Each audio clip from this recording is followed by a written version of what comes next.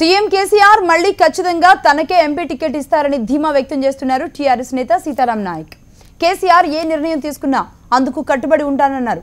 కొందరు కావాలని తనపై దుష్ప్రచారం చేస్తున్నారని, అలాంటి వారిపై అట్రాసిటీ కేసు పెడతానంటున్న సీతారాం నాయక్ తో మా ప్రతినిధి Rajesh face to face. Parliament అభ్యర్థులకు సంబంధించి ముఖ్యమంత్రి కేసీఆర్ కసరత్తు మొదలుపెట్టాడు. దాదాపు మరొక 2 రోజుల్లో ఈ అభ్యర్థుల వడపోతకు సంబంధించి పూర్తయ్యే అవకాశం కనపడుతుంది. ఇక సిట్టింగ్ ఎంపీలందరికీ మళ్ళీ టికెట్ ఇస్తారా లేదనేది ప్రస్తుతం రాజకీయ వర్గాల్లో చర్చ జరుగుతుంది. అందులో ఈసారి సీతారాం నాయక్ గారికి టికెట్ లేదని ఒక వార్తలు వినపడుతున్నాయి. ప్రస్తుతం ఆయన మన దగ్గర ఉన్నారు, ఆయన అడిగి తెలుసుకుందాం. ఎంపీ టికెట్ సీతారాం నాయక్ గారికి ఇవ్వట్లేదు, వేరే అభ్యర్థికి ఇస్తున్నారు అనే ఒక వార్తలు వస్తున్నాయి, ఏం చెప్తాను? ఈ వార్తలు ఎవరు ఇష్టం వచ్చినట్టు వాళ్ళు రాసుకుంటే దానికి నేను బాధ్యుని కాదు. ముఖ్యమంత్రి గారు మా పార్టీ అధినేత, మాకు సర్వం. అధికారికంగా ఎవరి పేరు వాళ్ళు ప్రకటించలే. వారు ప్రకటించిన తర్వాత మీరు ఏదైతే మాట్లాడారో ఇప్పుడు నిజంగా కూడా నాకు వస్తలేదా అనేది అప్పుడు అనుకోవాలి. నేను నమ్మకం ఉందా మళ్ళీ నాకు టికెట్ వస్తుంది అని చెప్పేసి నమ్మకం మీకు? 100% నాకే టికెట్ ఇస్తారు ముఖ్యమంత్రి గారు అయిన నమ్మకం ఉంది.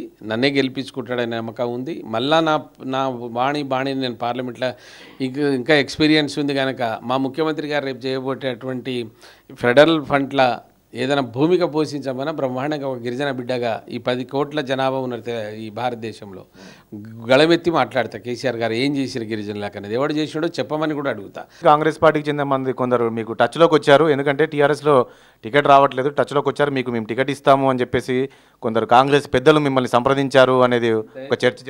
దయచేసి రాజేష్ గారు ఇంతకుముందే చెప్పిన, నేను ఎవడన్నా అట్లా వాళ్ళు మాట్లాడితే వాళ్ళ నాలుక జీవిత అది ఏది మనం అప్పుడే రేవంత్ రెడ్డి ఆ బుడ్డా ఖాను ఒక మా మీద అప్పుడు వేసిండు. ఇప్పుడు ఇది విన్నా కూడా అంటాడు, ఆయనకేదో టికెట్ వస్తలేదు కనుక ఇట్లా అంటాడు వస్తాడు అంటాడు.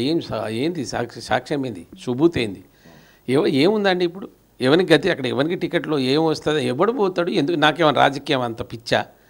నాకు 60 సంవత్సరాలు. ఇప్పుడు ఇంకో 5 సంవత్సరాలు ఒక అవకాశం గౌరవ ముఖ్యమంత్రి గారు ఇస్తే చక్కగా చేసుకొని ఊకునేటోళ్ళమే. మళ్ళంటి వాళ్ళకి పిచ్చి లేదండి.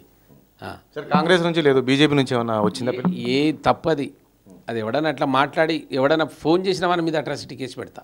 ఒకవేళ మీరు కాదు అనుకుంటే మీరు పార్టీలోనే ఉంటారా? ముఖ్యమంత్రి నేనైతే దేవునిగా కోల్స్తానండి. రాజకీయ నాయకులకు ఇటువంటి రాజకీయ నాయకుడు ఈ దేశానికి ఆదర్శంగా ఎవరు? ఎందుకంటున్నా మాట అంటే చాలామంది చాలా తప్పులు చేస్తారు పార్టీలలో. ఎవరండి క్షమించింది? ఎలగొట్టిరు, బహిష్కరించారు. మనం 20-30 మంది వీళ్ళు రాకర్రారు, వీళ్ళు పని చేయరంటే వాళ్ళని పిలిచి బుద్ధి చెప్పి ఏదైనా ఉంటే తప్పు చదువుకోమని నేనే కేసీఆర్ కారుకు ఓటేయని ఓటేసి గెలిపించుకున్నాడు. మా దగ్గర తప్పే లేదు కదా. 5 ఏళ్ళలో నా దగ్గర మచ్చ ఉందా? ముఖ్యమంత్రి కొరకే పనిచేస్తాం, టీఆర్ఎస్ పార్టీ కొరకే పనిచేస్తాం. తెలంగాణ తెచ్చినాం కనుక మా జీవితం ఉన్న రోజులు చివరి శ్వాస ఉండే వరకు కేసీఆర్ గారితో కలిసే పనిచేస్తాం. టీఆర్ఎస్ఏ మా ఇల్లు, టీఆర్ఎస్ఏ మా పార్టీ. రాకుండా ఏదైనా ముఖ్యమంత్రి మాకు రక్ష. థ్యాంక్ యూ అండి సీతారాం నాయక్ గారు. రైట్, చూసాం కదా సీతారాం నాయక్ గారు మాట్లాడుతుంది. ఏదైతే వార్తలు వస్తున్నాయో ఇదంతా కూడా వాస్తవం లేదంటున్నారు. ఖచ్చితంగా ఈసారి మహబూబాబాద్ టికెట్ మళ్ళీ నాకే వస్తుందని చెప్పేసి సీతారాం నాయక్ గారు ధీమా వ్యక్తం చేస్తున్నారు. ఇక ముఖ్యమంత్రి టికెట్ ఇచ్చినా ఇవ్వకుండా టీఆర్ఎస్ పార్టీలే కొనసాగుతాను అని చెప్పేసి చెప్తున్నారు. కెమెరా పర్సన్ ప్రభుతో రాజేష్, HM టీవీ, హైదరాబాద్.